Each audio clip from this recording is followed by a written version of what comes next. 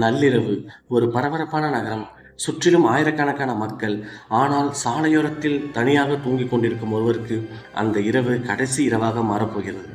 அவருக்கு எதிரி யார்? அவரை ஏன் கொல்ல வேண்டும்? அவருடைய பணம் எடுக்கப்படவில்லை, அவருடைய பொருட்கள் திருடப்படவில்லை, அவருக்கும் கொலையாளிக்கும் எந்த ஒரு தொடர்பும் இல்லை. ஆனால் ஒரு கனமான கல் அவருடைய உயிரை பறிக்கிறது. மறுநாள் மற்றொரு உடல், அதற்கு பிறகு இன்னொரு உடல். இதுபோல் வரிசையாக கொலை நடக்கிறது. கொலையாளி யார் என்று யாருக்கும் தெரியவில்லை. ஆனால் ஒரு விஷயம் மட்டும் தெரிந்தது. அவர் தூங்கிக் கொண்டிருப்பவர்களை மட்டுமே தேடுகிறார். இந்த மர்மமான கொலைகாரனுக்கு பின்னால் இந்த பெயர் மட்டும் உள்ளது, த stone man. This is mystery files Tamil. இந்தியாவின் மிகவும் குழப்பமான அன்சால்வ்டு கிரைம் கேஸை பற்றி பார்க்க போகிறோம். 1980களின் நடுப்பகுதி.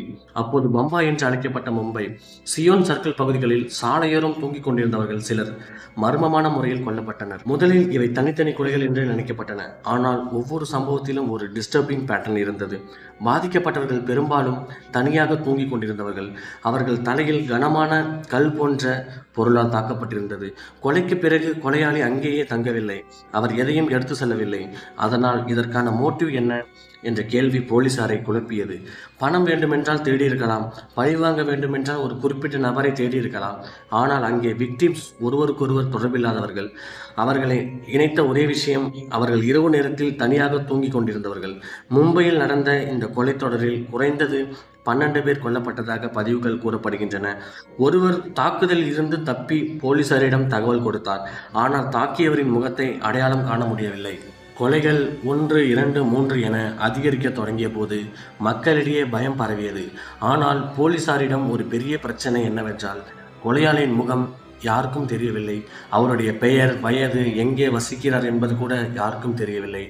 அவருடைய மோட்டிவும் தெரியவில்லை.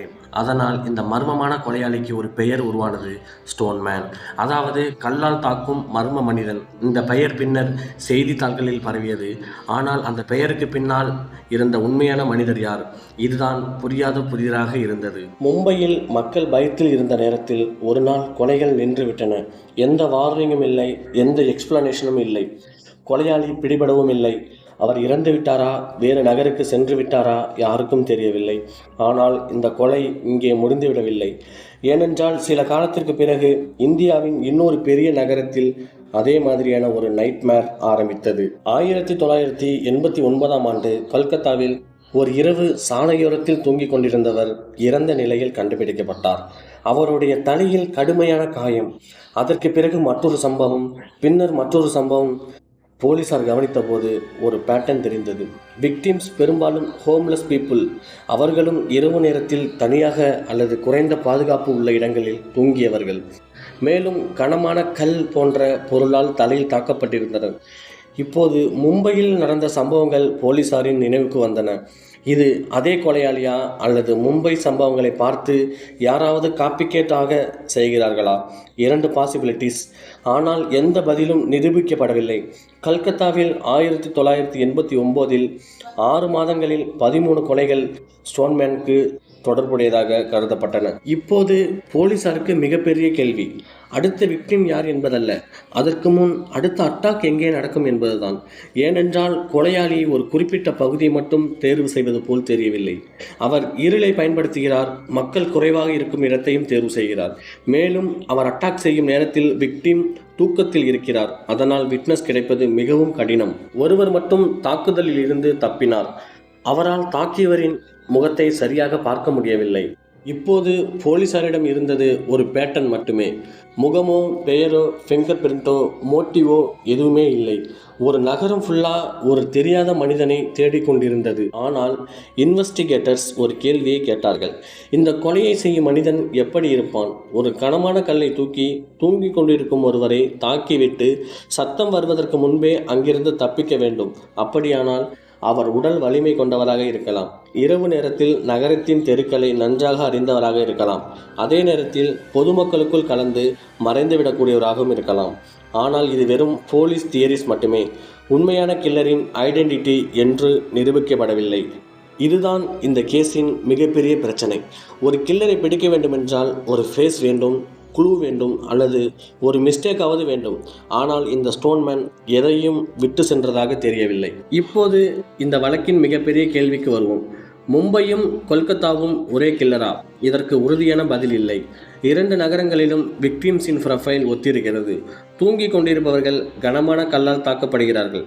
இரவு நேரம் விட்னஸ் இல்லாத சூழ்நிலை. இந்த சிமிலாரிட்டிஸ் காரணமாக இந்த 2 சம்பவங்களுக்கும் தொடர்பு இருக்கலாம் என்ற ஸ்பெக்குலேஷன் உருவானது.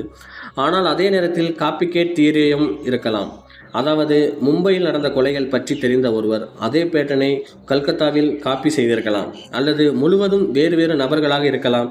இதுதான் இன்னும் தீராத புதிர். ஆதாரங்கள் இல்லாமல் ஒரே கில்லர் என்று சொல்ல முடியாது. இந்த கதையின் மிகவும் டிஸ்டர்பிங் விஷயம், அவர் ஏன் கொன்றார் என்று தெரியவில்லை. பாதிக்கப்பட்டவரிடமிருந்து பணம் பறிக்கப்படவில்லை. அவர்கள் மீது தனிப்பட்ட பழிவாங்கல் இருந்தது என்பதற்கும் தெளிவான ஆதாரம் இல்லை. அப்படி என்றால் அந்த மனிதர்களை ஏன் தேர்வு செய்தார்? அவர்கள் தனியாக தூங்கியதாலா, அல்லது பாதுகாப்பற்றவர்கள் என்பதாலா, அல்லது கொலையாளியின் மனதில் இருந்த வேறு ஏதோ காரணமா? இந்த கேள்விக்கான பதில் இன்னும் நமக்கு தெரியவில்லை. பிறகு எல்லாவற்றையும் விட பயமுறுத்தும் விஷயம் நடந்தது. திடீரென்று கொலைகள் நின்றுவிட்டன. எந்த ஒரு அனௌன்ஸ்மெண்ட்டும் இல்லை, அரெஸ்ட் இல்லை, கன்ஃபெஷன் இல்லை. அவர் வந்தது போலவே மறைந்து விட்டார். அவர் இன்னும் உயிருடன் இருக்கிறாரா, இறந்து விட்டாரா என்பது யாருக்குமே தெரியாது. கல்கத்தாவின் 13 சம்பவங்களிலும் எந்த ஒரு நபரும் குற்றம் சாட்டப்பட்டதாக உறுதிப்படுத்தப்படவில்லை. அவை தீர்க்கப்படாத வழக்குகளாகவே உள்ளன. ஒரு சீரியல் கில்லரை பிடிக்க முடியவில்லை என்பது ஒரு பக்கம் இருந்தாலும், அவர் யார் என்றே தெரியாமல் போவதுதான் இந்த வழக்கின் புதிர். ஸ்டோன்மேன் என்ற பெயர் மட்டும் நமக்கு தெரியும். ஆனால் அந்த பெயருக்கு பின்னால் ஒரு மனிதனா, பல மனிதர்களா, அல்லது மும்பையில் ஒருவன் கல்கத்தாவில் இன்னொருவனா நமக்கு தெரியாது. பல வருடங்கள் கடந்துவிட்டன. ஆனால் அந்த இரவு நேரங்களில் சாலையோரத்தில் தூங்கியவர்களுக்கு என்ன நடந்தது என்ற கேள்வி மட்டும் இன்னும் பதில் இல்லாமல் இருக்கிறது. ஒருவேளை அது ஒரு பெயராக மட்டுமே இருந்திருக்கலாம். ஆனால் ஒரு விஷயம் மட்டும் நிச்சயம், அந்த மர்மம் இன்றும் முழுமையாக தீர்க்கப்படவில்லை. நீங்கள் என்ன நினைக்கிறீர்கள்? ஒரே கில்லரா, காப்பிகேட் கில்லரா, அல்லது பல்வேறு கொலையாளிகளா? உங்கள் கருத்தை கமெண்ட் பண்ணுங்க. This is mystery files. அடுத்த ஒரு கிரைம் ஃபைலில் இன்னும் ஒரு உண்மையான மர்மத்துடன் சந்திப்போம். அதுவரை இரவில் தனியாக நடக்கும்போது உங்களை சுற்றி இருப்பதை ஒருமுறை திரும்பி பாருங்கள். மறக்காமல் சப்ஸ்கிரைப் பண்ணிக்கோங்க.